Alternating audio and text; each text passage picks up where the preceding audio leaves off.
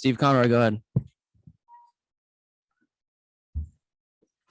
Bruce, could you just talk about the effort that went into winning this game tonight with the tying goal and then in Brad battling all night and getting the winner there?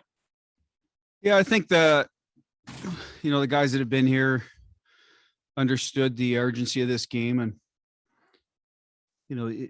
listen, we had to play better. I think I was asked that question, what's more important? We had to play better. We did. Obviously, getting the win is very important, but for our own selves, we need to play a better hockey game. I thought we were the better team tonight. We're full value for the win.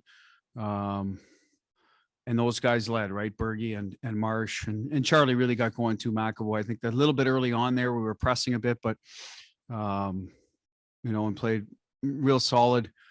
Kretsch made a big play at the end and Hall, they got going in the third period, a little frustrated throughout that, the puck wasn't finding them in right spots, but came through for us. And obviously, we moved some lines around. I thought Charlie Coyle looked dominant out there and Jake. And so now you got three lines that are, buzzing and creating offense. And of course, our fourth line is going to do what they have to do. I thought the penalty kill was good. They made a nice play in the goal. But anyway, I guess, Steve, that everyone came to play, a little bit of a tough start. Boy, they were on us. We'll have to address that. But, we settled in and played well. Fluto. Bruce, can you explain the decision to move Charlie back to the middle and then move Jake up? Just a little bit of, they had played together. I knew we had Lazar, Corrali, and Wagner had been a good line when Curtis first got here. We put them together.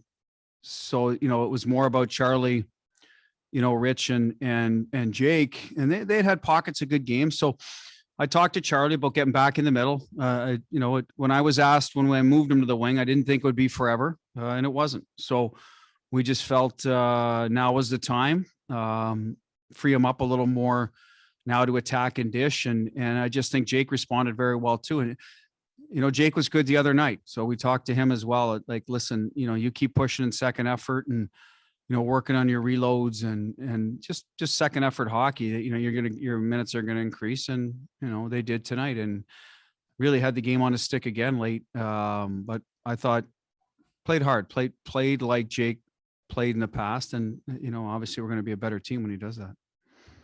Hags.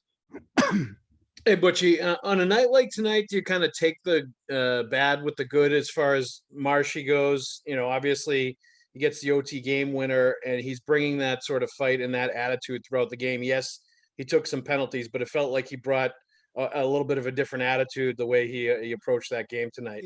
Yeah. I don't worry about Marsh. I think I've told you that he's going to periodically push back. He's in the middle of everything. So he's got to defend himself as long as he's doing it. He's doing a lot better now and how he's taking penalties. So, I've got a lot of faith and trust and loyalty to Brad. There's way more good than bad. And I think he wanted to drag us into the fight. And we needed it tonight because we didn't start on time. So him and Bergie certainly were guys that are going to do that. So that's Brad. I think he's matured enough now to not take himself out of the game. Maybe that would have been a game in the past. He would have let it get to him and he, wouldn't have been an effective player, but he found his game and certainly was a big part of the win, obviously, with the overtime winner. Matt Porter. Bruce, what kind of presence did Taylor bring tonight? I know he's kind of a quiet guy normally, but after a little bit of a quiet game one, kind of where is his mind at and what kind of presence did he bring tonight? Well, listen, I think what happens, you have a great start to your Bruins career. And then the other night, it didn't really happen for them. So you want to make a difference. I love guys like that want to make a difference as long as they're not going out there and being reckless and not playing for the team. And yeah, he had a turnover that he had to take a penalty, but he did try to chip by at Chase. He didn't try to, toe drag the guy. It was unfortunate. And he bounced back. Puck wasn't finding him sometimes at the right spot because he's a guy that, in time and space, that's when he's at his best. And he drew a penalty that he would have had a breakaway, obviously. And that was a good play, but I think it was Carlson that tripped him because he was going to be in all alone. So stuff like that frustrates goal scorers, but he stuck with it, made a huge play on the third goal, beat Carlson one-on-one.